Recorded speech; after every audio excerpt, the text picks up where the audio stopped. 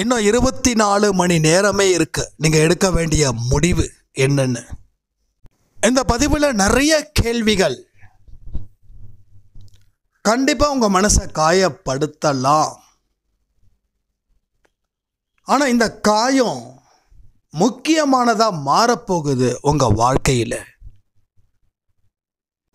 அன்பே சாயில இருக்கிற அத்தனை பேருக்கும் இந்த பதிவு மிகப்பெரிய ஒரு விழிப்புணர்வை ஏற்படுத்தக்கூடிய பதிவாக இருக்க போகுது.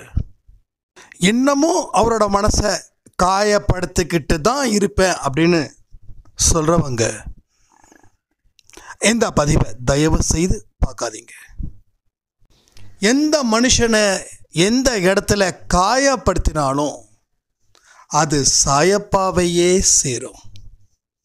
சாயப்பா மேல உன்னதமான அன்பு இருக்கிறவங்க வாழ்க்கை எப்படி இருக்கும் தெரியுமா? இன்னமும் உஷாரா இல்லைன்னா முடிஞ்சது தான், மறுபடியும் தொடங்காமலே போயிடும். சாய்ரா. என் உயிரின் உயிரானவர்களே, நேற்று இரவில் இருந்து இப்போ வரைக்கும் ஒரு பெரிய சோதனைக்குள்ளே இருக்கிற மாதிரி ஒரு ஃபீல். நீங்கள் கொடுத்த அந்த 2 பதிவும் எனக்குள்ள ஒரு பயத்தை கொடுத்துச்சு. அதுக்கு அப்புறமா ஒரு தெளிவையும் கொடுக்குது. முயற்சிகள் நான் செய்யலை அப்படின்ற ஒரு குற்ற உணர்வையும் இந்த 2 பதிவுகளும் கொடுத்துருக்குது. இந்த பதிவு நிச்சயமாக ஒவ்வொரு அன்பே சாய் குடும்பத்தில் இருக்கக்கூடிய சொந்தங்களுக்கும் போய் சேரும் அப்படின்னு நான் நம்புகிறேன். அப்படின்னு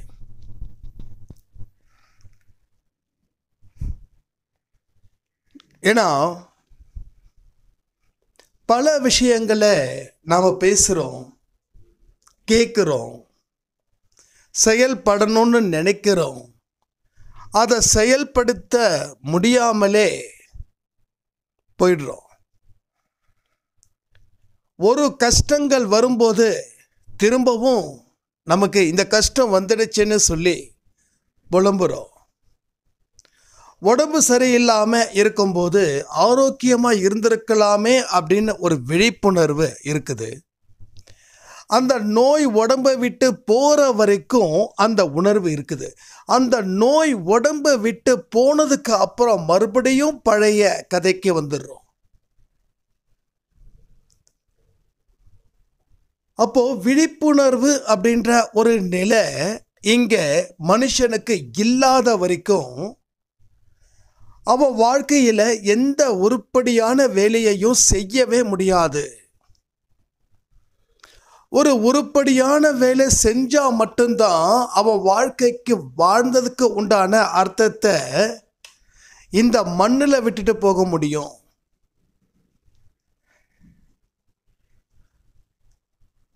இப்போ இவரோட மனசு இந்த நேரத்தில் மட்டும் தப்பிச்சா போதும், அடுத்தது பழைய வாழ்க்கைக்கு ஓடி போயிடலாம் அப்படின்னு தான் எல்லோருடைய மனசும்.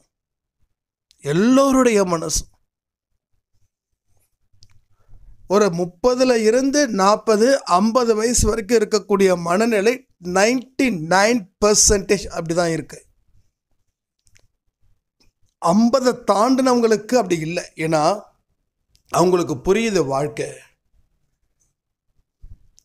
அவங்களுக்கு ஆப்ஷன்ஸ் இல்லை. ஏன்னா அவங்க கடந்து வந்தது அப்படி. ஆனால் 30 to 40s இருக்கக்கூடிய ஏஜ் குரூப்பில் இருக்கக்கூடிய ஆண்களும் சரி பெண்களும் சரி கடவுள் சொல்வதை கேட்கணும், நிறைய நல்ல விஷயங்கள் செய்யணும். நம்ம வாழ்க்கை நாம் கெடுத்துக்க கூடாது, நம்ம எண்ணங்கள் மூலமாக செயல்கள் மூலமான நினைக்கிறவங்களுக்கு நிலையாக அங்கே நினைக்கல. ஸோ பிரச்சனைகள் இங்கே தான். இப்படி ஒவ்வொரு விஷயமும் கஷ்டங்கள் வரும்போது தெய்வத்தை நினைக்கிறதும், அந்த கஷ்டங்கள் போனதுக்கப்புறம் தெய்வத்தை மறக்கிறதும் வாடிக்கையாக இருக்குது ஒவ்வொரு மனுஷனுக்கும்.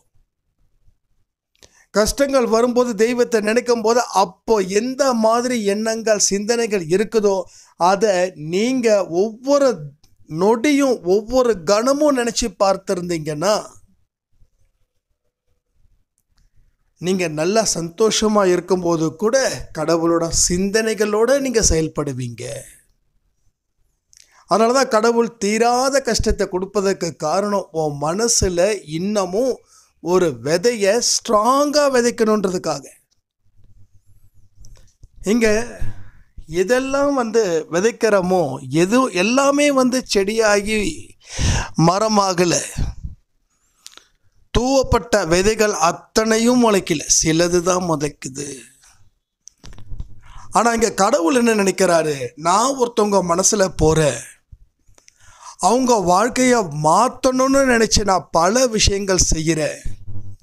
ஆனால் எனது குழந்தைங்கள கஷ்டம் வரும்போது மட்டும்தான், அதாவது கிளாஸில் டீச்சர் இருந்தால் பசங்க படிக்கிற மாதிரியும், டீச்சர் கொஞ்சம் வெளியில் போயிட்டா பசங்க என்ன பண்ணுவாங்க, அதை தான் நம்ம பண்ணிகிட்ருக்கோம்.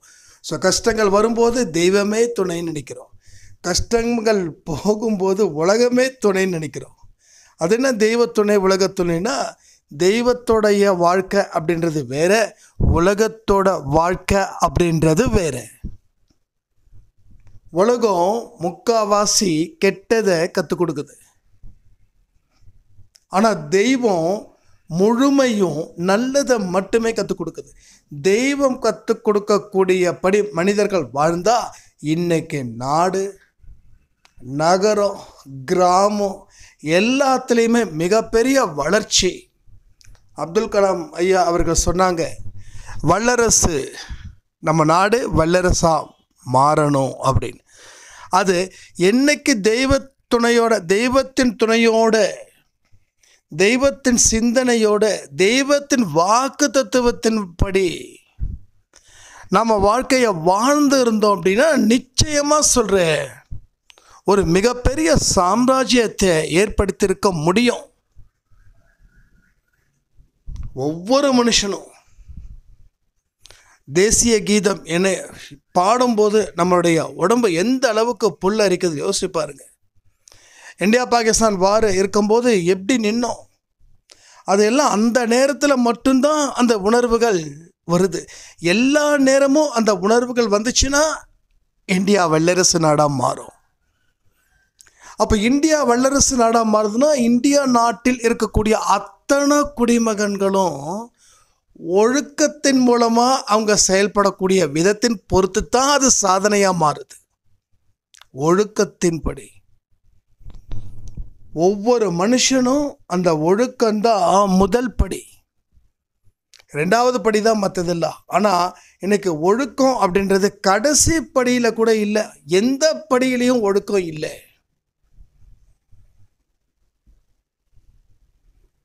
இன்னைக்கு உலகம் கற்றுக் கொடுக்கக்கூடிய பாடம் என்ன தெரியுமா, நீ வாடு, அடுத்தவன் கஷ்டப்பட்டாலும் நீ சிரிக்கிறியா, அதுதான். அவன் கஷ்டப்படுறான்னா அவன் புத்தி இல்லாதவன், அவன் அடுத்தவனை ஏமாற்ற தெரியாதவன், அதனால் அவன் கஷ்டப்படுறான்.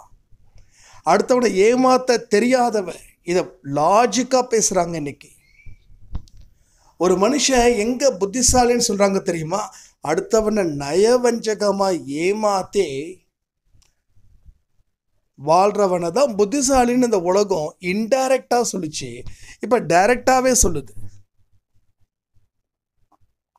அடுத்தவனை ஏமாற்றுவது பாவம்னா இல்லை, ஏமாந்தவன் அவன்தான் பாவம், ஏமாத்துறவன் நான் புத்திசாலி. ஸோ ஏமாத்துறவனுடைய வாதம் அப்படிப்பட்டது. ஏன்னா ஒரு திருடன் போகிறான்னா அந்த திருடன் ஒரு காரணத்தை வைக்காமல் திருட மாட்டான். என்ன சொல்லுவான், நான் ஒரு வறுமையில் பிறந்தேன், என்னோடய வீட்டில் எதுவுமே இல்லை, மற்றவங்க மாதிரி வாழணுன்ற ஆசை எனக்கு இருந்துச்சு, அதனால தான் நான் திருடினேன், எனக்கு வேலை கொடுக்கல, நான் எதிர்பார்த்த மாதிரி வாழ்க்கை வாழ்வதற்கு உண்டான தகுதி எனக்கு இல்லை, அதனால் நான் இந்த வழியில் போனேன்னு சொல்லுவான். ஸோ இப்படி தான் காரணத்தை சொல்லுவான். திருடுறவன், கொலை செய்கிறவன், ஏமாத்துறவன் எல்லாத்துக்குமே காரணம் வச்சுருப்பான். ஆனால் நீ சொல்லக்கூடிய காரணம் ஏற்புடையதா, நியாயத்துக்கு ஏற்புடையதான்னு பார்க்கணும். உனக்கு ஏற்புடையதான்றது விஷயம் கிடையாது, நியாயத்துக்கு ஏற்புடையதான்னு பார்க்கணும். அந்த நியாயம் அப்படின்றது எதை வச்சு தீர்மானிக்கப்படுகிறது என்றால்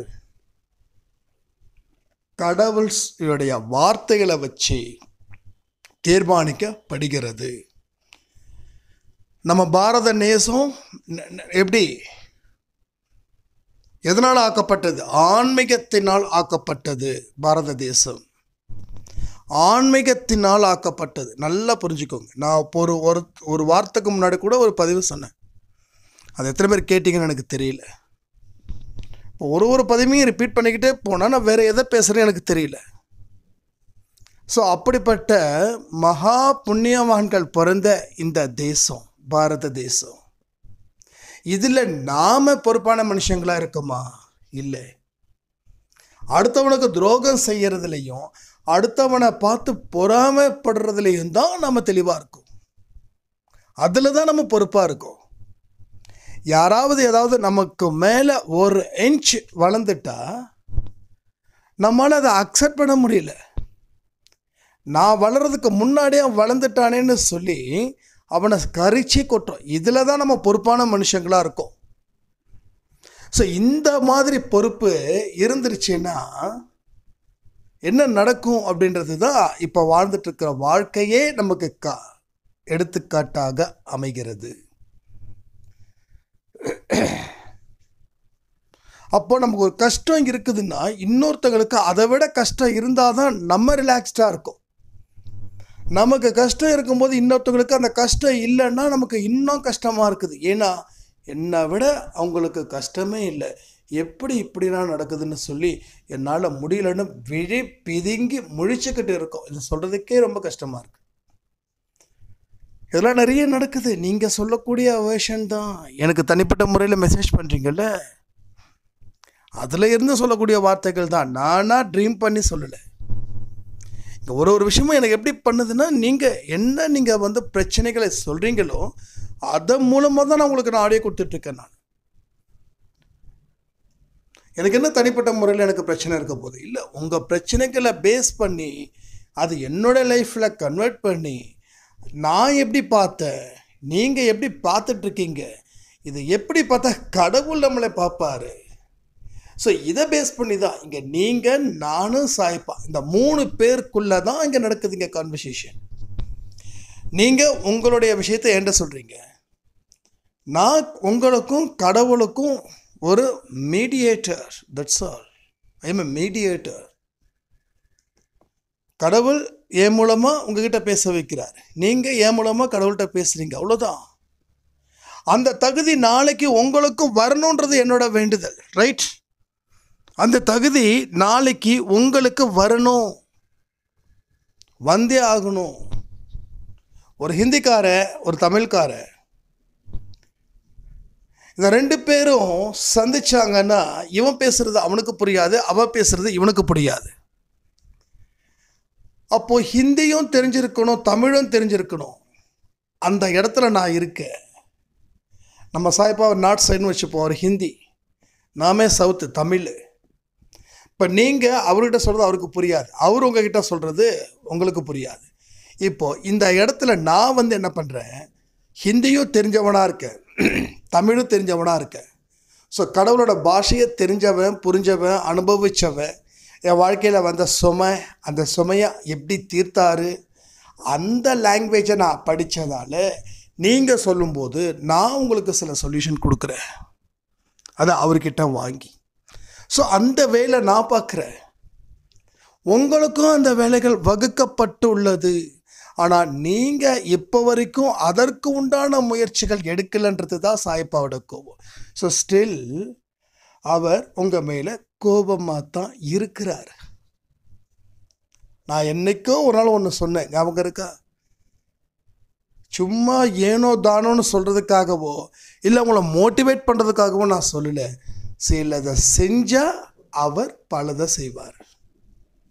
செஞ்சாதான் அவர் செய்வார், செய்யலைன்னா செய்ய முடியாது. உங்கள் வீட்டுக்கு ஒரு கெஸ்ட்டு வராங்க விருந்துக்கு, ஒரு மதியானம் ஒரு நல்ல ஒரு நான் வெஜிடேரியன் வச்சுக்கலாம், ஒரு சிக்கன் வராங்க, 1 மணிக்கு வராங்க. நீங்கள் என்ன பண்ணியிருக்கணும், அந்த கெஸ்ட்டு நீங்கள் கூப்பிட்ருக்கீங்க. ஸோ அவங்களுக்கு என்ன பிடிக்குன்றது நீங்கள் தெரிஞ்சு வச்சுருக்கீங்க. ஸோ நீங்கள் ப்ரிப்பேர் பண்ணி வச்சுருப்பீங்க. இப்போது கெஸ்ட்டு வந்த உடனே இதாங்க சிக்கன், இந்தாங்க, அதாவது பச்சையாக வாங்கிட்டு வந்தது, அந்த கவரோடு இருக்கும் தெரியுமா, இந்த கவரில் வச்சு இந்தாங்க ரெடி, எல்லாமே ரெடி, சிக்கனு, இது அரிசி, குழம்புக்கு சிக்கன் மசாலா, கரம் மசாலா சம்திங் வச்சு நீங்கள் செஞ்சுக்கோங்கன்னா வந்தவன் என்ன பண்ணுவான், நான் கிளம்புறேன்னு சொல்லுவான்.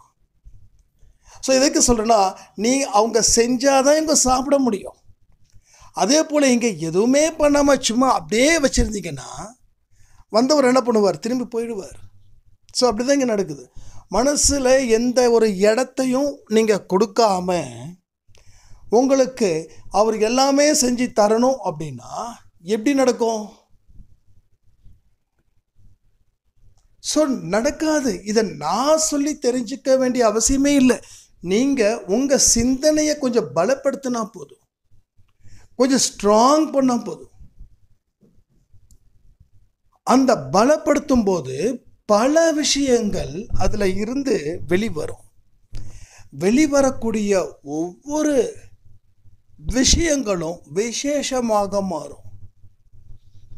இன்ஃபர்மேஷன்ஸு ஒரு பிஸ்னஸ்க்கு எப்படி இம்பார்ட்டனோ அதே மாதிரி நீங்கள் ஆழ்ந்து சிந்திக்கும் போது, ஆனால் சம்டைம்ஸ் ரொம்ப ஆழ்ந்து சிந்திச்சிடாதீங்க, நெகட்டிவாக மாறிடும். அப்போ எதை பேஸ் பண்ணி சிந்திக்கணும், எதை நினச்சி செயல்படணும், எதை நினச்சி வாழணுன்ற பேசிக் ஃபண்டமெண்டல்ஸ், பேசிக் ஒரு அடிப்படையான விஷயங்களை வச்சு தான் நாம் பண்ண முடியும். எப்படி ஒரு வீடு கட்டினா, இல்லை ஒரு பில்டிங் கட்டினா, மாளிகை கட்டினா கூட அஸ்திவாரம் இல்லாமல் போட முடியாது, கட்ட முடியாது, ரைட்? அதே போல் basic fundamental good thoughts, good vibration, good positivity, இந்த தாட்ஸ் இல்லாமல் எதையுமே நீங்கள் செய்ய முடியாது. ஈவன் கடவுளை பார்ப்பதும் அறிவதும் கூட. நான் ஒன்றே ஒன்று சொல்கிறேன், பைபிள் அதில் வாரத்தில் ஒரு நாள் சர்ச்சுக்கு போகிறாங்க, பைபிளை பற்றி ஒரு எக்ஸ்ப்ளனேஷன் கொடுக்குறாங்க. ஸோ அங்கே ஒழுக்கம் மெசேஜஸ் ஓரளவுக்கு இருக்குது. அதே மாதிரி குர்ஆன், அங்கேயும் கிளாஸஸ் இருக்குது. ஒரு சின்ன ஒரு குழந்தை பார்த்து நம்ம தெரிஞ்சவங்க, எங்கேம்மா போகிறேன்னா பைபிள் குர்ஆன் கிளாஸ்க்கு ஏதோ சம்திங் நேம் சொன்னாங்க, எனக்கு மறந்துடுச்சு. அந்த குழந்தைய அந்த ஏஜில் இருந்தே கடவுளோட வார்த்தைகளை சுவாசிக்க வைக்கிறாங்க. நல்லா புரிஞ்சுக்கணும், கிறிஸ்டியன்ஸ்லையும் அண்ட் முஸ்லீம்ஸ்லையும் கடவுளுடைய வார்த்தைகளை சுவாசிக்க வைக்கிறாங்க. எப்போ? சின்ன ஏஜில் இருந்து. சரி, நம்ம ஹிந்துஸ், நம்ம குழந்தை எந்த கடவுளோட வார்த்தையை சுவாசிச்சது? கமெண்ட் பண்ணுங்க. நம்ம குழந்தை எந்த கடவுளுடைய வார்த்தைகளை சுவாசிச்சது? எத்தனையோ பேருக்கு குழந்தைங்க 10 வயசுக்குள்ளே இருப்பாங்க, எத்தனையோ வீட்டில் இருப்பாங்க. இல்லை உங்கள் பேரனாக இருக்கலாம், உங்கள் பேத்தியாக இருக்கலாம், இல்லை உங்கள் மகளாக இருக்கலாம், இல்லை உங்கள் மகனாக இருக்கலாம். நம்ம எல்லாமே ஹிந்துஸ், ரைட்? ஹிந்துஸ். நம்ம எத்தனை குழந்தைங்களுக்கு நம்ம பகவத்கீதை கற்றுக் கொடுத்துருக்கோம்? எத்தனை குழந்தைங்களுக்கு பகவத்கீதை கற்றுக் கொடுத்துருக்கோம்? ராமாயணத்தில் இருக்கக்கூடிய ஸ்டோரிஸை எத்தனை குழந்தைங்களுக்கு சொல்லி கொடுத்துருக்கோம்? மகாபாரத்தில் இருக்கக்கூடிய ஸ்டோரிஸை எத்தனை குழந்தைங்களுக்கு சொல்லியிருக்கோம்?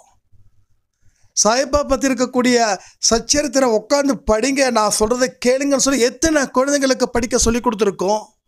சுவாசிக்க கற்றுக் கொடுத்துருக்குறோம். பதில் ஆன்சர் பண்ணுங்க. ஆன்சர் மட்டும்தான் வேணும். ஏன் பண்ணலை? அவங்க ஏன் பண்ணுறாங்க, நாம் ஏன் பண்ணல? இதுதான் இங்கே நடக்குது. நான் எல்லாரையும் சொல்லலை, முக்காவாசி பேரை சொல்கிறேன். 100 பேரில் 80 பேரை சொல்கிறேன் பண்ணலன்னு.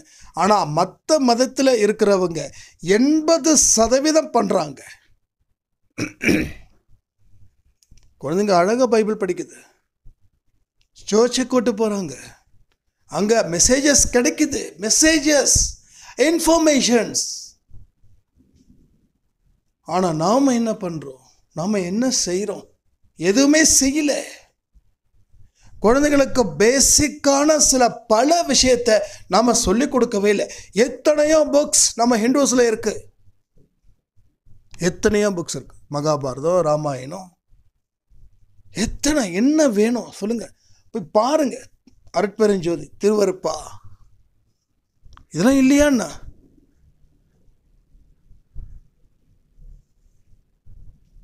ஆனால் நம்ம வீட்டில் இருக்கிற குழந்தைங்க டிவியில் பார்த்து அதில் வரக்கூடிய பாட்டுக்கு டான்ஸ் ஆடுது, பாடுது. அந்த பாட்டோட வரிகள் அவ்வளவு மோசமாக இருக்குது. குழந்தைகளுக்கு ஒன்றும் தெரியாது, ஆனால் நமக்கு தெரியும்ல. நாம் என்ன பண்ணுறோம், என்கரேஜ் பண்ணுறோம். உண்மையிலே சொல்கிறேனே, ரொம்ப கடுப்பாக இருக்குது. நிறைய விஷயங்களை நாமளே படிக்கலை. இப்போ நான் சொல்லும் போதே உங்களுக்கு தோணும், இப்போ நானே படிக்கலப்பா. நாம் சச்சரித்திரம் சின்ன புக்கை படிக்கிறதுக்கே பல குட்டிக்காரன் போட வேண்டியதாக இருக்கே. அப்புறம் எங்கே பகவத்கீதை படிக்கிறது, அப்புறம் எங்கே ராமாயணம் படிக்கிறது, அப்புறம் எங்கே மகாபாரதம் படிக்கிறது, அப்புறம் எங்கே ராமலிங்கரோட அருட்பா படிக்கிறது.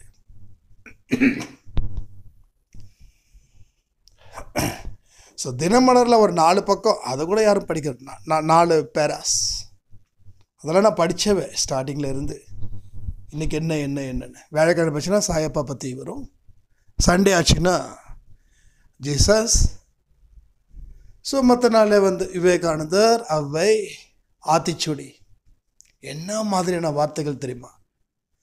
நீங்கள் கேட்கலாம், சைராம் உங்கள் வீட்டில் உங்கள் அம்மா இதெல்லாம் கற்றுக் கொடுத்தாங்களான்னு. ஒன்றே ஒன்று சொல்லட்டுமா, சத்தியமாக இல்லை. அப்படி கற்றுக் கொடுத்துருந்தாங்கன்னா என்னைக்கோ ஒரு நாள் நம்ம ஆடியோவில் சொல்லியிருப்போமே, ஓதாமல் ஒரு நாளும் இருக்க வேண்டாம். என்ன வார்த்தை! மார்க்குக்காக படித்தோம், வாழ்க்கைக்காக படிக்கலைங்க. இதாங்க உண்மையிலே சொல்கிறேன். எவ்வளவு மிஸ்டேக்ஸ் வச்சுருக்கோம் தெரியுமா நம்ம லைஃப்பில்? Lot of mistakes. எதையுமே தெரிஞ்சிக்க ஆர்வமே இல்லை. நல்ல விஷயத்தை சொல்கிறேன், திரும்ப சொல்கிறேன், நல்ல விஷயத்தை தெரிஞ்சிக்க ஆர்வம் இல்லாத மனிதர்களாகவே பிறக்கிறோம்.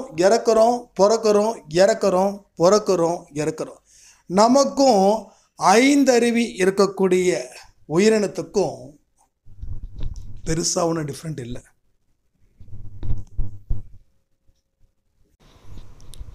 அப்போது நம்ம எந்த லெவலில் நாம் இருக்கோம், அப்போ அந்த லெவலில் தான் கடவுள் நம்மிடம் இருப்பார். ரைட்? கடவுள் நம்மிடம் எப்போ இருப்பார்? அந்த லெவலில் இருந்தால் அவர் அந்த லெவலில் இருப்பார். அந்த லெவலுக்கே போகலைன்னா அவர் மட்டும் கீழே இறங்கி வரணுமா? சொல்லுங்கள். நீங்கள் எதுவுமே செய்யாமல் அவர் மட்டும் உங்களுக்கு ஓடோடி உதவி செய்யணும், ஷீரடியிலிருந்து வரணும் இல்லை? நாமளும் அவர் கேட்ட உதவிகளை ஐயா சாமின்னு சொல்லி வாங்கிட்டு போயிடுவோம். ஒரு நேர்மையான முதலாளி நேர்மையான தொழிலாளியை தான் கையில் வச்சிருப்பான். நேர்மையான முதலாளி, கடின உழைப்பு கொண்ட முதலாளி அவனுக்கு எப்படிப்பட்ட தொழிலாளரை வச்சிருப்பான் அப்படின்னா, நேர்மையாக இருக்கணும், கடினமாக உழைக்கணும், அப்படிப்பட்டவனை தான் அவன் வச்சிருப்பான். அப்படிப்பட்ட முதலாளிக்கிட்ட செய்யக்கூடிய வேலைக்காரன் எல்லா விஷயத்தையும் கற்றுக்கிட்டு அவன் முதலாளி ஆவான். ஒருவேளை முதலாளி ஒரு சோம்பேறியாக இருந்து ஒரு வியாபாரத்தை சரியாக கவனிக்காமல் இருந்தால் அந்த தொழிலாளி என்ன பண்ணுவான், அந்த முதலாளியை நடு தெருவில் நிற்க வச்சுட்டு அந்த தொழிலாளி இன்னொரு முதலாளிகிட்ட போய் சேர்ந்து அவனுடைய தலையை மொட்டடிக்க ட்ரை பண்ணுவான். இதான் நடக்கும். இப்போ அந்த சாயப்பான்றது முதலாளி, நாம தொழிலாளி. இப்போது இந்த நியாயமான முதலாளி என்ன எதிர்பார்க்குறாருன்னா, நான் உனக்கு உதவணும் அப்படின்னா நீ இப்படி இந்த மாதிரியான விஷயத்தில் கண்ணும் கருத்துமா இருந்து செயல்பட்டா I will help you, otherwise I can't go back. அவ்வளோதான். ஸோ இங்கே அப்படி தான் நடக்குது. எப்படி நடக்குது? அப்படி தான் நடக்குது.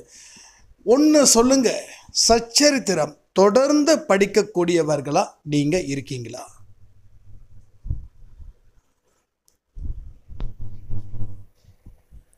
இங்கே படித்தவர்கள் மட்டுமே பதிவிடுவார்கள், படிக்காதவர்கள் பதிவிடவே மாட்டாங்க. நானும் பார்க்குற கேள்வி கேட்டால் யார் செய்கிறாங்களோ அவங்க மட்டும்தான். இப்போ என்ன ஆகுது, அப்போது 200 கமெண்ட்ஸ் வருதுன்னா அப்போ 200 பேர் தான் சச்சரித்தம் படிக்கிறாங்க, மீதி ஒரு 1000 பேர் பார்க்குறாங்கன்னா 800 பேர் படிக்கலை. அப்படி தானே கணக்கு எடுத்துக்க முடியும். சரி, அது 800 பேரில் 100 பேருக்கு கமெண்ட்டை படிக்க தெரியாதுங்க. நல்லா புரிஞ்சுக்கோங்க. 1000 பேர், நான் சொல்கிறது ஒரு உதாரணம் சொல்கிறேன், ஒரு 1000 பேர் பார்க்குறீங்க அப்படின்னா நம்ம 1000 பேருக்கு 2000 பேரோ 3000 பேரோ பார்க்குறாங்க, அது விட்டுருங்க. ஸோ அதிகபட்சமாக ஒரு 300 பேர் 2000 பேர் வச்சுக்கலாம். நம்ம வியூஸ் 2000 வியூஸ் போகுதுன்னு வச்சுக்கோங்க. 2000 வியூஸில் சச்சரிதம் படிக்கிறீங்களான்னு கேள்வி கேட்டால் அதில் 200 பேர் இல்லை 300 பேர் படிக்கிறோம், நான் இந்த சாப்டர் படிக்கிறேன்னு சொல்கிறீங்க. சந்தோஷம், நான் உங்களை குறை சொல்லவே இல்லைங்க. மீதி இருக்கக்கூடிய 1700 பேரில் அதில் ஒரு 200 பேர் ஒரு புதுசாயிரான்னு வச்சுக்கலாம். அவங்களுக்கு தலையும் புரியாது வாழும் புரியாது, உட்காந்து கவனிப்பாங்க, ஓகே இதெல்லாம் இருக்கா, அதுக்கப்புறம் அவங்க ஸ்டார்ட் பண்ணுவாங்க.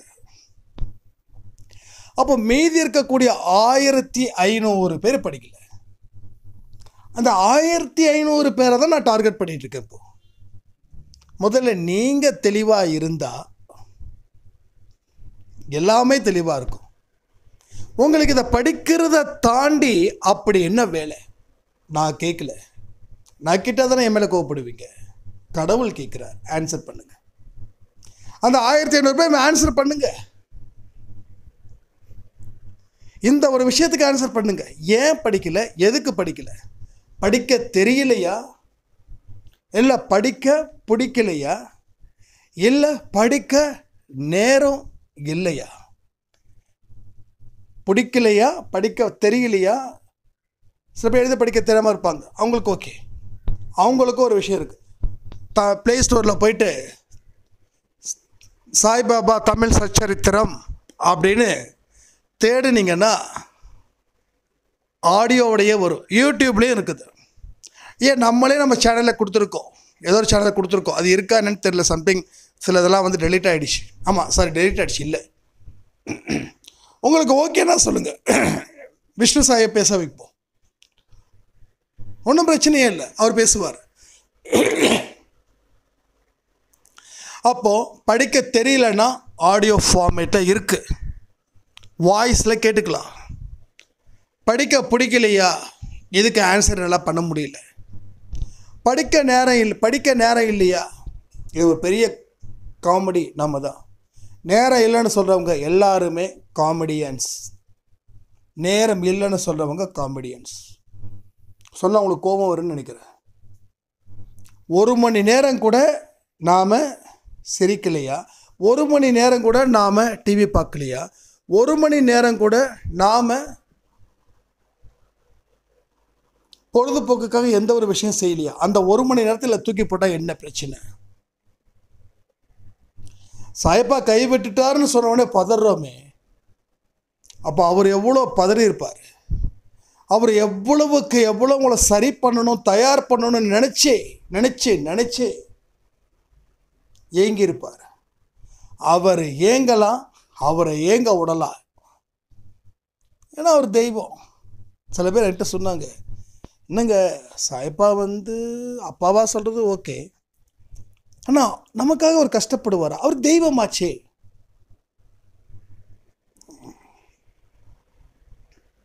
ஸோ இந்த மாதிரி லாஜிக் கேட்குறவங்களும் இருக்காங்க. நான் தப்பு சொல்லலை, தெரிஞ்சிக்காததை தெரிஞ்சுக்கிறது நல்லது தான். அவர் தெய்வமா தெய்வம் இல்லையான்ற விஷயத்தை தாண்டி நம்மளுடைய கடமைன்னு ஒன்று இருக்குது, அதை நம்ம செய்யணுன்றது தான் முதல் விஷயம். ரெண்டாவது, அவர் கஷ்டப்படுறாரு அப்படின்னு நினைக்கும் போது நீங்கள் எந்த தப்பை செய்வீங்க? அவர் தெய்வம், கஷ்டப்படலை, தெய்வமே இல்லைன்னு கூட நினச்சிக்கோங்களேன். இப்போ தெய்வமே இல்லைன்னு நினச்சி இஷ்டம் கண் போன போக்கில் வாழ்ந்துட்டா அடுத்தவங்களுக்கு இருக்கக்கூடிய துன்பத்தை நாம் கொடுக்கும்போது அது நமக்கு சாபமாக மாறாதா? என் வாழ்க்கையில் நேர்மையை நான் அதிகமாக கடைப்பிடிக்கிறதுக்கு ஒரே காரணம் என்ன தெரியுமா? ஆரம்பத்தில் கடவுள் தண்டனை கொடுப்பாருன்னு, அடுத்தது அடுத்த ஜென்மம் மோசமாக வரும்னு. இந்த 2 விஷயம் கூட எனக்கு பெருசாக என்னோடய மைண்டை சேஞ்ச் பண்ணவே இல்லை. என்ன அடுத்த ஜென்மம் என்ன பெருசாக வாழ முடியாதா? என்ன எவ்வளோ கஷ்டத்தில் எத்தனை பேர் வாழ்ந்துட்டுருக்காங்க, நம்ம வாழ முடியாதா? அப்போ நம்ம என்ன பண்ணுவோம்? தப்பு பண்ணுவோம். கடவுள் தண்டிக்கிறாரு, ஆமாம் கடவுள் தண்டிக்கிறாரு. ஆனால் இந்த பாவம் செய்கிறது எனக்கு பிடிச்சிருக்குது, அதனால் எவ்வளோ தண்டனை வாங்கினாலும் பரவாயில்ல. ஒன்றும் இல்லை,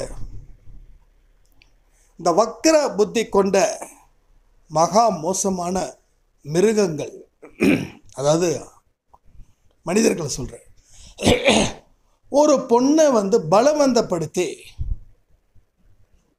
அதுக்கு மேலே பேச வரல, வாயில் விட்டுருங்க.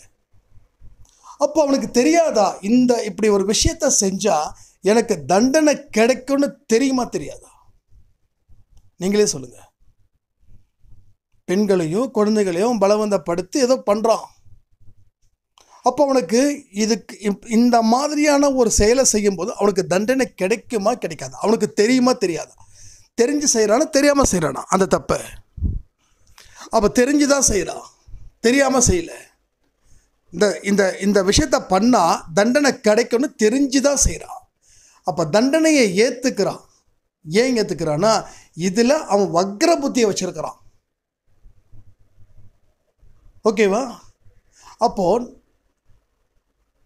இதே ஒரு பாசமான அம்மா, பாசமான அப்பா, நம்மளே நம்பி இருக்கிறவன் எவனாக இருந்தாலும் அந்த வேலையை செய்ய மாட்டான், அந்த வேலையை நிச்சயமாக செய்ய மாட்டான். ஏன்னா அந்த ஒரு ஃபேமிலிக்கு உண்டான ஒரு பாண்டிங், அந்த பாண்டிங் இருக்கிறவன் செய்ய மாட்டான். ஆனால் அவன் சின்ன வயசுலேயே குடும்பத்தை விட்டு விலகிடுவான், தனியாக வாழ்ந்துட்டுருப்பான். அப்பா அம்மாவோட பாசம் தெரியாது. ஏன்னா சின்ன வயசுலேயே மூர்க்கத்தனமாக வாழ்ந்தவன் சில பேர் இருப்பானுங்க. அவனுங்க பெருசாகிறது நாட்டுக்கு மிகப்பெரிய சாபம், நாட்டுக்கு மிகப்பெரிய கேடு. அப்போது தப்பு செஞ்சால் தண்டனையை அனுபவிச்சுக்கலான்னு மனுஷன் நினைக்கிறான். அதே மாதிரி அடுத்த ஜென்மத்தில் ஏற்றுக்க ரெடி தலைவா, எனக்கு இந்த ஜென்மத்தில் நான் ஹாப்பியாக இருக்கணும்னு நினச்சி பண்ணுறேன். ஆனால் 3வது ஒரு ஆப்ஷன் இஸ் பெஸ்ட் ஆப்ஷன் எனக்கு பொறுத்த வரைக்கும். ஸோ இந்த விஷயத்தை நிறைய பேர்கிட்ட சொன்னதுக்கப்புறம் நிறைய பேருக்கு அது ரொம்ப ரொம்ப ரொம்ப ரொம்ப ஒரு கவனத்துக்கு கொண்டு போச்சு. என்ன தெரியுமா? நான் இந்த விஷயத்தை செஞ்சால் அவர் மனசு எவ்வளவோ கஷ்டப்படும், அவர் மனசு எவ்வளோ காயப்படும், என்னுடைய சந்தோஷம் அவருடைய கண்களில் இருந்து கண்ணீர் வர அளவுக்கு இருக்குதுன்னா அந்த அற்பத்தனமான சந்தோஷம் எனக்கு தேவையில்லை. அந்த இடத்துல தான் என்னுடைய அல்பத்தனமான சந்தோஷத்தை நான் தூக்கி எறிஞ்சேன். அடுத்தவன் நான் பார்த்து பொறாமப்பட்டா என் சாயப்பாவுக்கு கண்ணீர் வரும். அடுத்தவன் நல்லா இருக்கக்கூடாதுன்னு நான் கடவுளை வேண்டுனா என் சாயப்பாவுக்கு கண்ணீர் வரும். அடுத்தவன் உதவி செய்யக்கூடிய இடத்துல நாம் இருந்தோம், அவனுக்கு உதவி செய்ய மறுத்தா என் சாயப்பாவுக்கு கண்ணீர் வரும். இந்த பையன் இப்படி தான் மோசமானவன் சொல்லி பெயர் எடுத்தா அவருக்கு கண்ணீர் வரும். இந்த மாதிரியான விஷயத்தை நான் தொடர்ந்து மனசில் வச்சுக்கிட்டு இருக்கிறதால தான் இந்த மாதிரி பாவம் செய்யக்கூடிய எந்த விஷயத்தையும் நான் செய்யலை. அப்போது நான் அவரை தெய்வமாக பார்க்குறேன், குருவாக பார்க்குறேன், அதெல்லாம் வேண்டாம். என்னுடைய அப்பாவாக நான் பார்க்குறேன், என்னுடைய அம்மாவாக பார்க்குறேன், என்னுடைய நம்பிக்கைக்குரியவராக பார்க்குறேன், ஒரு வயதான முதியவராக பார்க்குறேன். அவர் மனசை காயப்படுத்தக்கூடாதுன்னா அவர் மேலே வச்சிருக்கக்கூடிய அன்பு அந்த வழியில் என்னை கொண்டு போய் சேர்க்குது. எனக்கு அவர் தெய்வமே கிடையாது, குருவும் கிடையாது, எனக்கு நம்பிக்கைக்குரியவர். என் வாழ்க்கையில் அவரை தாண்டி வேற எதுவும் இல்லைன்னு நினைக்கக்கூடிய இடத்துல கிட்டத்தட்ட 10 வருஷமா அவர் என் கூட இருக்கார். 10 வருஷமா, இனி இருப்பார். இனி வரக்கூடிய ஜென்மத்தில் எல்லாம் ஸ்டார்டிங்லே இருப்பார். அவர் இல்லாத நேரம் என் வாழ்க்கை பிரச்சனையாச்சு. அவர் இருந்துக்கிட்டு இருக்கிற நேரம் என் வாழ்க்கை சந்தோஷமா இருக்குது.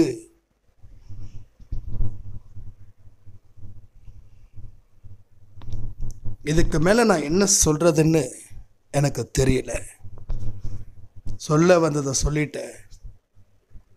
இனி எதை செயல்படுத்தணும், எதை செயல்படுத்தக்கூடாது, அவர் அப்படி தான் பேசுவார் அப்படின்னு நினச்சாலும் சரி, இல்லை அவர் பேசுகிறது கரெக்டு தான், நம்ம சைடில் ஏகப்பட்ட மிஸ்டேக்ஸ் இருக்குது, அதை திருத்தணும்னு சொன்னாலும் சரி, இனிமே அன்பை சாய் ஆடியோவை கேட்கக்கூடாதுன்னு போனாலும் சரி, அதை பற்றி நான் இங்கே கவலைப்படவே இல்லை. என்னோட ஒரே கவலை அவருடைய எக்ஸ்பெக்டேஷனு தயவு செய்து, அவருடைய எதிர்பார்ப்பை தயவு செய்து நிறுத்தணும்னு சொல்லி இந்த பதிவை நான் முடிக்கிறேன். ஜெய் சாய்ராம்.